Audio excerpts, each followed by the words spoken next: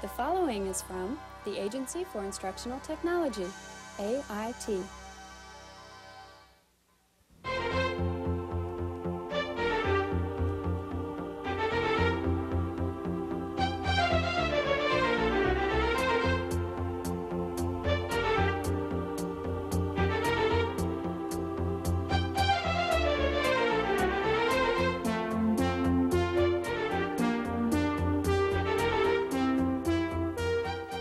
The initial step of designing a picture is deciding how to use the space on your paper or canvas.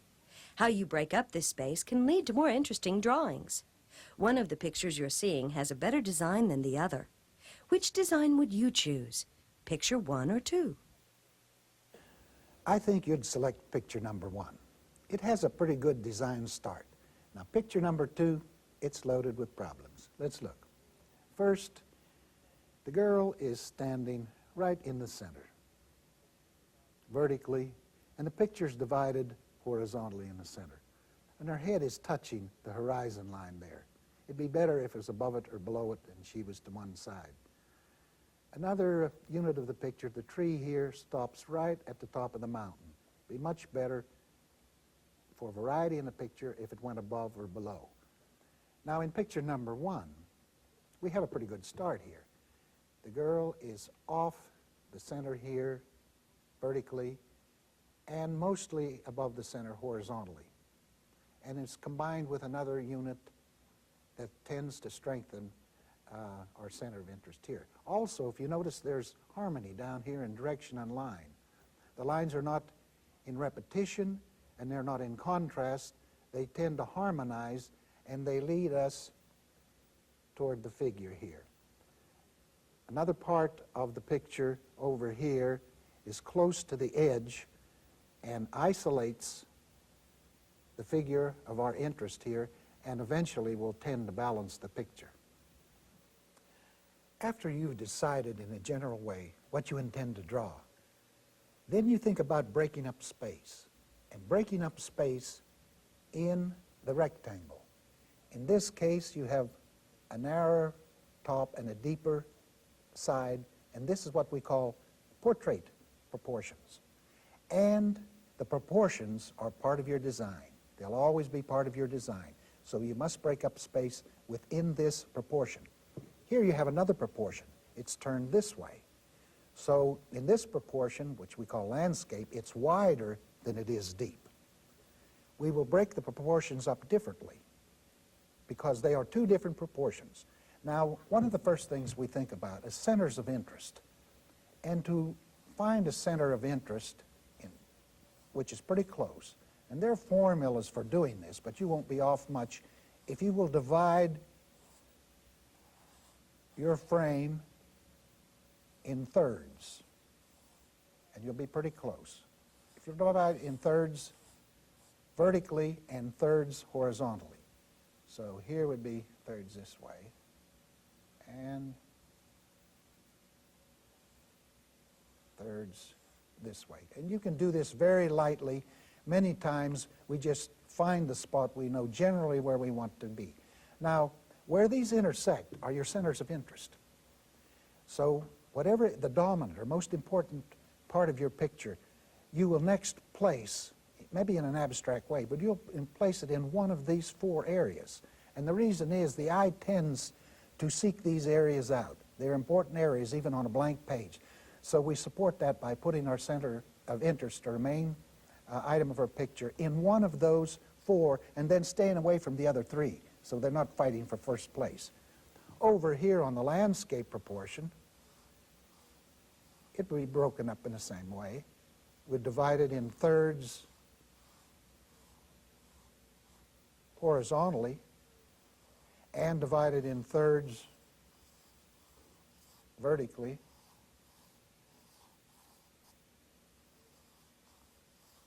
Very lightly. And the center of interest, same as in your portrait proportion, it'd be where these lines intersect. Now, it doesn't matter where you place it. That's your option. You can take each one of these. And there's no one that is more important than the other. Whichever one you take, you stay away from the rest. There's another rule of the thumb. It's not a rule, it's not a law. It's in breaking up space, is that we like our dark areas, usually they're the positive area, to be about 1/3 to balance 2/3 of a negative area. And if it's a landscape, it may be like this, and occupy, not exactly, but somewhere about 1/3. If you have trees or other things that come up here, consider them as part as positive.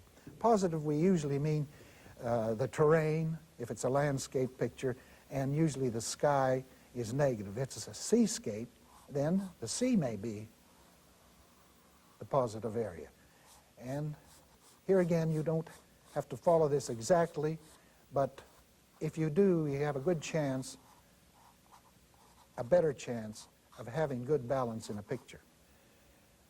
Now, let's apply some of these suggestions to the breakup of space.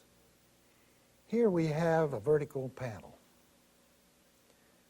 We want to find centers of interest. We know we need not draw the lines as we did before. We know they're about 1/3 of the way down, 1/3 of the way in, from the top and the bottom on each side.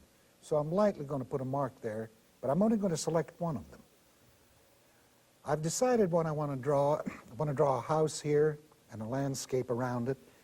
And my house is my center of interest, so I have decided to put it on this center of interest here. Now I'll stay away from these other three. Another thing we talked about was positive and negative areas. Positive area would mean earth, ground, something that occupies and has more weight to it. And we want that to be about 1/3 of our picture. That's a recommendation or a suggestion. And it need not be straight across. The terrain may vary, as it has here. And the rest could be sky. If this is a seascape, of course, as in the other picture, this could be water. But now I have my center of interest placed. I have my break up a space of my positive and negative areas. Now I put minor units. If I want a tree here, I will stay away from these centers of interest and probably place it here. I will start adjusting the shape of my dominant or main object in the picture, usually called the center of interest, placed on one of the centers. Now, I won't go into detail here in breaking up space. I'm simply dividing that panel in what we suggest to be an artistic way. I may have some other items over here, and we have interior breakup of space here and other items, and then we'd move into light and shadow and also into detail. Using the same subject in a picture, now let's go to a horizontal panel and see how we break up the space. It's similar to we did in the vertical panel. However, I can't take the breakup in the vertical panel that we did before and apply it to this one, because the frame is part of your design, so we must think differently in some ways. We won't think differently about our center of interest. We know that I can select one of these four. Here I think I'll take the upper right, and this is simply a decision I can make or you can make. There's nothing magical, it's just an option we have. And I'll put my house, rather abstract way, up here. And in breaking up space, don't worry about detail. Don't concern yourself with anything but the general lines. Now, if I want to keep a two-third negative to 1/3 positive, and this is up there, then my terrain is going to be down here, isn't it? Somewhere like this. And notice, since I selected this aesthetic center, I'm staying away from these with important items. There can be something over them, clouds or trees or something in mass, but nothing important, or it'll fight for first place for your center of interest or your dominant. Now I can add trees. See, we have the same subject as we had in the other picture, but I'm breaking the space up in a little different way because we're using a different panel, horizontal panel instead of a vertical. Now I know I'm going to add things down here that'll give me a chance later to balance my picture. And here again, as I add them, I stay away from these centers if I want strong design in a picture. And I can break up the positive area even more so, as I have here. And we have clouds out here. If this is a wood scene, we could have trees. If it's a seascape, we have a lake or water, we could place those there. But they're not going to change the breakup of space. We usually start thinking about light and shadow, though. And just in big areas and mass areas, we start thinking. If I decided the sun or the moon would be here, then of course I've determined my light. And now I have not only broken up the space, now what I'm starting to do is add the very minor units and light and shadow. But you work gradually all around your picture. Don't finish one part of the picture. Just keep working around it. And I've broken up the space and started one step beyond, which is adding the light and dark areas, especially into the positive area. For practice, find the artistic center of a frame you've drawn. Sketch an object in one of these dominant centers. Then add minor objects or details, staying away from the other three artistic centers. Choose where to draw a horizon line. Now that you have the beginnings of a well-designed picture, go ahead and finish the drawing. Now, after you've broken up your space, you can add color and continue with your picture, thinking about balance and unity, and adding detail, shadows.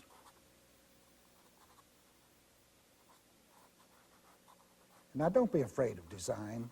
You have an inborn sense to design. There's a lot to learn about it, but if you follow your intuition and your sense, you'll come out pretty good. There's plenty of good books in libraries, bookstores on design.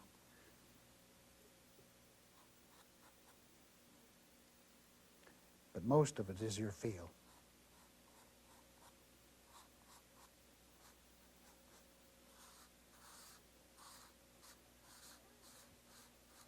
The foundation of picture design rests on how to break up space. Space is first defined by the frame of your picture or the proportions of your paper. Next, you place the main subject of your picture in one of the four artistic centers. Then space is broken up by minor subjects, keeping the negative and positive space in 1/3 or 2/3 of your picture. These are simple guidelines, not hard and fast rules for creating a balanced design.